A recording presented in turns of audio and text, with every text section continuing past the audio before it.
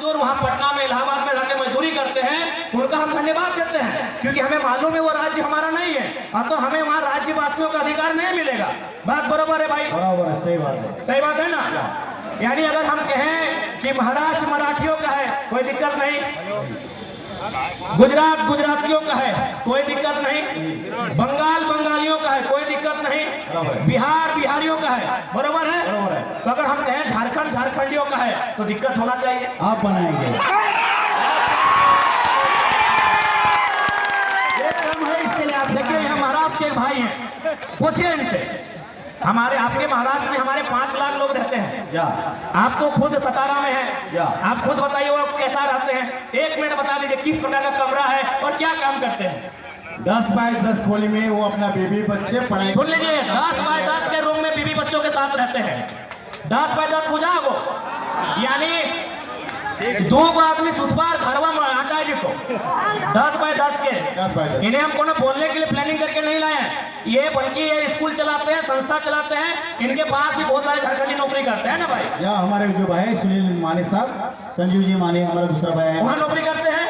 बात बरोबर है? बराबर है। 10 बाय 10 के कमरे में, सुन लीजिए, 10 बाय 10 के कमरे में एक मराठी भाई यहाँ खड़ा होकर बोल रहे हैं, आज 50,000 की भीड़ में बोल रहे हैं कि जो झारखंडी वहाँ रहते हैं 10 बाय 10 के कमरे में, उसी कमरे में पत्नी भी रहती है, हाँ पत्नी भी रहती है, बच्चे भी रहते हैं, सगे वाले भी रहते हैं, सगे वाले भी रहते गाँव वाले आएगा नहीं वो भी उधर रहते हैं। 10 बाय 10 के कमरे में पूरा परिवार रहता है। हमारी लड़ाई कैसे गलत है भाई?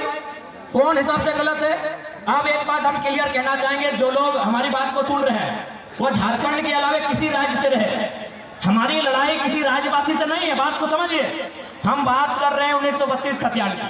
अब सवाल है कि 1932 का खतियान का मतलब ये थोड़ी है कि जो लोग खतियानधारी नहीं है राज्य से चले जाएं, ऐसा किसने कहा आपको? बिल्कुल नहीं। पहले समझिए कि खतियान का इस्तेमाल कहाँ होगा, खतियान का इस्तेमाल कहाँ होगा, उसका उपयोग कहाँ होगा। न हम लोग मांग कर रहे हैं कि खतियान के आधार पर इस झारखंड की स्थानीय नीति बने, क्योंकि सभी झारखंडी नहीं होंगे, 140 करोड़ लोग झारखंडी नहीं होंगे। बात को समझिए, जितने भी गैर झारखंड के लोग यहाँ रहते हैं और अपने राज्य में भी, यानी दोनों राज्य में रहते हैं, बात को समझिए।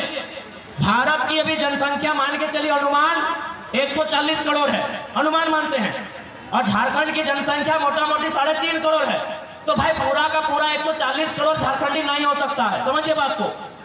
140 करोड़ जो भारत की जनसंख्या है वो सबके सब झारखंडी नहीं हो सकते हैं। तो झारखंडी कौन है? तो जो झारखंड के भूभाग में रहते हैं। तो हमारे खतियान आधारित नीति का मतलब है कि इस राज्य के जो मूलवासी हैं, इस राज्य के बाहर जिनका सरकारी नौकरी के अलावे किसी सरकारी दस्तावेज में कोई नाम नहीं है, क्योंकि बहुत कोई रेलवे का नौकरी करते हैं, कोई इलाहाबाद में है, कोई कानपुर में है, कोई कर सेंट्रल नौकरी कोई कहीं कर सकता है, तो वहां सरकारी नौकरी में उसका नाम हो सकता है, लेकिन उसके अलावे उसका नाम किसी दस्तावेज में नहीं है। वह मूल रूप से झारखंडी है, जिनका सिर्फ और सिर्फ यही नाम है, यही दस्तावेज है, यही घर है, यही मकान है, यही सब कुछ है।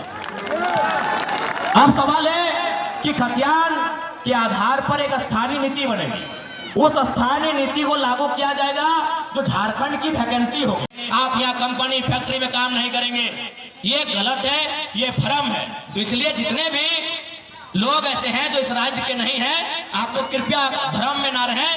हमारा मांग क्या है, हमारा आंदोलन क्या है, उसकी असलियत को समझने का काम करें। और मैं बिल्कुल कहता हूं, जो लोग ईमानदारी से, जो लोग निष्ठापूर्वक इस विषय को समझते हैं, वो कहीं का रहे हमारे साथ खड़े।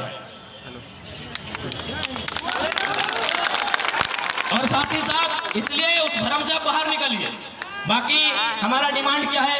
निजी क्षेत्र में 75%, यानी 25% में बिहार, यूपी, बंगाल, उड़ीसा के कहीं के लोग आए, स्वागत है आपका। निजी क्षेत्र का मतलब है प्राइवेट सेक्टर। प्राइवेट सेक्टर में हम लोग का डिमांड क्या है? 75%। बाकी 25% ओपन है, उसमें आप आए, जिसको आना है, जहां से आना है, आपको आने के लिए स्वागत है। हम लोग सरकारी क्षेत्र में क्या मांग कर रहे हैं कि जो हमारा ओबीसी का आरक्षण है उसको थोड़ा इंक्रीज किया जाए और उसको 90% झारखंडियों के लिए। अब सवाल आप करते हैं कि नहीं जनरल में बहुत ज्यादा छूट जाता है, तो वहां भी नियम है कि जनरल 1 और जनरल 2 में परिभाषित किया जा सकता है। बहुत सारे ऐसे राज्य हैं वहां जनरल विजयदा जनरल वर्ग से आते हैं, जनरल 1 और जनरल 2 में उसको परिभाषित किया जाता है। जो जनरल 1 होगा वो केवल झारखंडी भरेंगे, और जो जनरल 2 होगा, जो 10% छूटेगा, उसमें all over India, Bihar, UP, Bengal, Calcutta जहां भरे, कोई मना नहीं है। अब एक बात बताइए, अब यहां से इन मुद्दों के बाद भी किनको लगता है हमारी लड़ाई गलत है भाई? और एक बात, जो लोग हमारे राज्य में चढ़ के बात करते हैं, अच्छा एक बात बोलिए भैया, उत्तर प्रदेश के लोग भी रहते हैं, माइक से ही बोलिए ना। हाँ बोलो सर। रहते हैं, उत्तर प्रदेश के लोग रहते हैं, हाँ रहते हैं, बिहार के लोग रहते रहते हैं, हैं, बंगाल के लोग रहते हैं, पूरा स्टेट का लोग रहते हैं, पूरा स्टेट के लोग रहते हैं, लाखों में रहते हैं। लाखों भी रहते हैं। क्या आपके प्रदेश में उन्होंने कभी अधिकार मांगा है? नहीं, कभी नहीं। उनको सबको झारखंड में चाहिए, का है झारखंड मौका दे रहा है।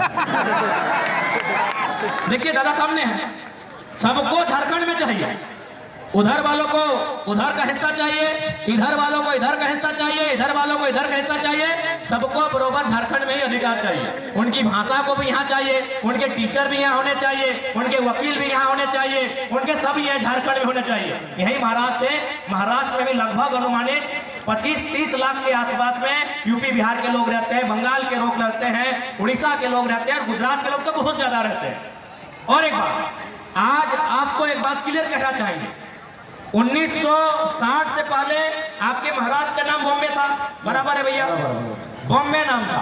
उसके बाद जिस प्रकार हम लोग बिहार से झारखंड अलग करने के लिए मूवमेंट किए, वहां भी एक मूवमेंट हुआ, तो वहां क्या होता है, 1960 में दोनों राज्यों का विभाजन हो गया, बॉम्बे बना गया, एक तरफ महाराष्ट्र और एक तरफ गुजरात। आज जो बम्बई नगरी है उसको बनाने में गुजरातियों का बहुत बड़ा योगदान है, उनके व्यवसायियों का, उनके व्यापारियों का, लेकिन आज तक गुजरातियों ने नहीं कहा है कि महाराष्ट्र में गुजराती भाषा को मान्यता मिले।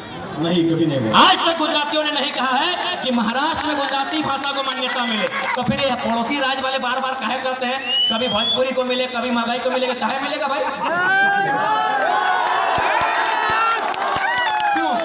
और एक बात सुन लीजिए, हमारी लड़ाई कोई भाषा भाषी की नहीं है, बात को समझिए। हम लोग हर एक भाषा का सम्मान करते हैं, क्योंकि भाषा किसी की माँ की है, भाषा मातृभाषा